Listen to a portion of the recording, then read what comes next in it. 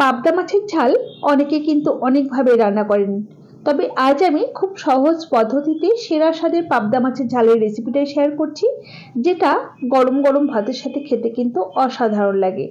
নমস্কার বন্ধুরা, গীতাস রান্না বান্নাতে আপনাদের সবাইকে স্বাগত। আসুন দেখে নেওয়া যাক আমার আজকের এই রেসিপিটা তৈরির জন্য প্রথমেই আমি পাবদা মাছ ধুয়ে পরিষ্কার করে নুন, হলুদ আর কাঁচা সর্ষের তেল দিয়ে খুব ভালোভাবে ম্যারিনেট করে নিয়ে 10 মিনিটের জন্য রেস্টে রেখে দেবো। এবারে একটা মশলার মিশ্রণ তৈরি করে নেব। তো একটা বোলের মধ্যে আমি নিয়ে নিচ্ছি 1 চা চামচ ধনে গুঁড়ো, 1 চা চামচের চেয়ে একটু কম পরিমাণ জিরে গুঁড়ো, হাফ চা চামচ পরিমাণ লাল লঙ্কা বা ঝাল লঙ্কার গুঁড়ো, ঝালটা নিজেদের পছন্দ মতো ব্যবহার করতে হবে, হাফ চা চামচ হলুদ গুঁড়ো, অল্প জল দিয়ে গুলে রেখে দেবো। এতে করে রান্নার স্বাদটা কিন্তু খুব ভালো আসবে। আমি যেহেতু মাছের পরিমাণটা একটু বেশি নিয়েছি, সেই জন্য কিন্তু এইটুকু মশলা আমি ব্যবহার করলাম। আপনারা মাছ যতটা নেবেন সেই বুঝেই মশলাটাকে কিন্তু কমিয়ে বা বাড়িয়ে ব্যবহার করবেন। এবারে রান্নাটা করবার জন্য পরিমাণ মতো সর্ষের তেল খুব ভালোভাবে গরম করে নিয়েছি। এখন নুন, হলুদ আর কাঁচা সর্ষের তেল দিয়ে মাখিয়ে রাখা পাবদা মাছগুলো একে একে দিয়ে ভেজে নিতে হবে। তবে এই মাছগুলোকে কিন্তু কড়া করে ভাজা যাবে না, একদমই হালকা করে এপিট ওপিট উল্টে পাল্টে এরকম হালকা লালচে করে ভেজে নিতে হবে। জাস্ট যেটাকে সাঁতলে নেওয়া বলে আর কি। তো কড়া করেও আপনারা ভাজতে পারেন, তবে কিন্তু স্বাদটা ঠিকঠাক আসবে না। এই পাবদা মাছ কিন্তু হালকা করে ভাজলেই এর স্বাদটা খুব ভালো আসে।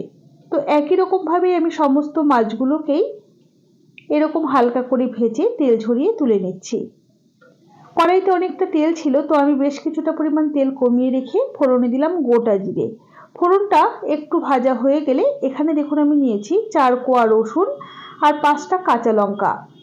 এটার একটা মিহি পেস্ট বানিয়ে আমি দিয়ে দিচ্ছি। ঝালটা নিজেদের পছন্দ মতোই ব্যবহার করতে হবে, আর রসুনের পরিমাণ যাতে বেশি না হয়ে যায় সেটা কিন্তু খেয়াল রাখতে হবে। রসুন বেশি হয়ে গেলে খেতে কিন্তু মোটেও ভালো লাগবে না। তো আপনারা যেমন মাছ নেবেন সেই বুঝেই কিন্তু রসুনটাকে কমিয়ে বা বাড়িয়ে ব্যবহার করবেন। রসুন আর কাঁচা লঙ্কাটাকে মিনিট 2 সময় ধরে ভেজে নেওয়ার পর প্রথমে যে মশলাগুলোকে জলে ভিজিয়ে রেখেছিলাম সেই মশলার মিশ্রণটা দিয়ে দিলাম। সাথে দিয়ে দিচ্ছি একটা মাঝারি সাইজের টমেটো কুচি আর স্বাদ মতো লবণ। এখন খুব ভালোভাবে নাড়াচাড়া করে মিশিয়ে নিয়ে মশলাটাকে খুব সুন্দর করে কষিয়ে নিতে হবে। মশলা কষিয়ে নেওয়া যত ভালো হবে রান্নার স্বাদ কিন্তু ঠিক ততটাই বেশি ভালো আসবে। গ্যাসের ফ্লেমটা মিডিয়ামে রেখেই কিন্তু মশলাটাকে কষিয়ে নিতে হবে, না হলে মশলাটা হাই ফ্লেমে কষিয়ে নিলে পুড়ে যেতে পারে। তো দেখুন খুব সুন্দর কষিয়ে নিয়েছি। এখন আমি দিয়ে দিচ্ছি পরিমাণ মতো জল। আপনারা যতটা গ্রেভি রাখতে চাইছেন বা ঝোল রাখতে চাইছেন সেই বুঝেই জলের ব্যবহার করবেন। এখন একটু নাড়াচাড়া করে নেব আর ঝোলটাকে 2 থেকে 3 মিনিট সময় ধরে খুব সুন্দর করে ফুটিয়ে নেব। আপনি যদি আমার চ্যানেলের নতুন বন্ধু হয়ে থাকেন তাহলে অবশ্যই পাশে থাকা বেল আইকন সমেত আমার চ্যানেলটিকে সাবস্ক্রাইব করে নেওয়ার অনুরোধ রইল। দেখুন ঝোলটা কিন্তু বেশ ভালো মতো ফুটে গেছে। এখন আমরা ভেজে রাখা মাছগুলোকে একে একে দিয়ে দেব। ঝোল ফোটার পরে সবসময় রান্নাতে মাছের ব্যবহার করবেন, তাহলে রান্নার স্বাদটা খুব ভালো আসবে। আর ঝোল যদি না ফুটতেই মাছ দেওয়া হয় তাহলে কিন্তু ঝোলের স্বাদটা একেবারেই নষ্ট হয়ে যায়। দেখুন মাছ ভেজে যে পাত্রে রেখেছিলাম সেই পাত্রের মধ্যে বেশ কিছুটা জুস জমে গেছিলো, তো সেটা আমি কাচিয়ে দিয়ে দিলাম। এতে রান্নার স্বাদটা কিন্তু ভালো হয়। এবারে হালকা হাতে একটু নাড়াচাড়া করে নিচ্ছি। পাবদা মাছ যেহেতু খুব নরম হয়, তো বেশি জোরে জোরে নাড়াচাড়া করা যাবে না, হালকা হাতে একটু নাড়িয়ে দিলাম। এবারে গ্যাসের ফ্লেমটা কমিয়ে রেখে ঢাকা দিয়ে জাস্ট 5 থেকে 6 মিনিট সময় ধরে রান্না করে নিলাম। দেখুন ঝোলের পরিমাণটা কিন্তু অনেকটাই কমে গেছে আর কালারটাও কিন্তু ঝোলের চেঞ্জ হয়ে গেছে।